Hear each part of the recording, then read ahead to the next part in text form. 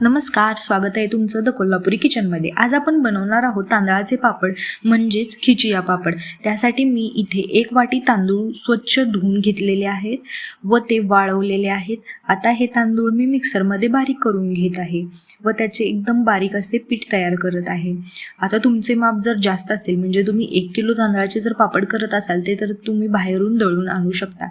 आता हे बारीक केलेलं पीठ मी परातीमध्ये काढलेलं आहे। दुसरीकडे एका पातेल्यामध्ये पाणी गरम करत ठेवत आहे। आता या पाण्याचं माप कसं घ्यायचं, जर तुमचे 1 वाटी तांदूळ असतील तर तुम्ही 1 वाटी पाणी घेऊ शकता। त्या पाण्यामध्ये मीठ, पापर खार, ओवा आणि जिरे हे सर्व मिश्रण एकत्र करायचं आणि ते सर्व उकळी काढून घ्यायचं। त्यामध्ये 1 चमचा तुम्ही तेलही घालू शकता। चांगली उकळी आली की हे सगळे मिश्रण जे आहे ते तुम्ही परातीमध्ये असलेल्या पिठामध्ये काढू शकता। आता हे गरम असल्यामुळे मळताना व्यवस्थित ती काळजी घेऊन मळून घ्या। आता याला तुम्ही 10 मिनिटं झाकून ठेवा।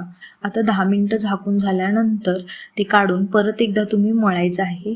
मळून छान असं त्याला असं डोनेटचा आकार द्यायचा आहे। नंतर त्याला डोनटचा आकार देऊन झाला की मग तुम्ही त्याला उकडून घेऊ शकता। उकडण्यासाठी पाणी गरम करा, त्यामध्ये मोदक पात्र ठेवा आणि ते तुम्ही डोनटच्या आकाराचं जे पीठ बनवले ते तुम्ही त्याच्यामध्ये उकडून घेऊ शकता। उकडून झाल्यानंतर उकडण्यासाठी याला 10 ते 20 मिनिटं लागतात। तुम्ही एकदा चेक करू शकता मध्ये उकडले की नाही। आता उकडलेलं हे पीठ आहे ते तुम्ही परत काढून घेऊ शकता।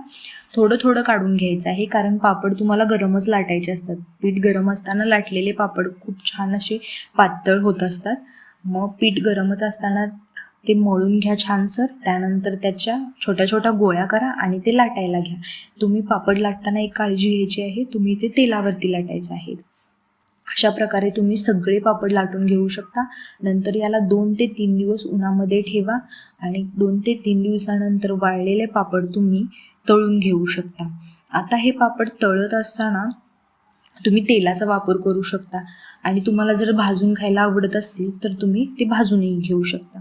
अशा प्रकारे तयार आहे या ठिकाणी आपला खिचिया पापड। अशा सोप्या रेसिपीसाठी चॅनलला सबस्क्राईब करा। धन्यवाद।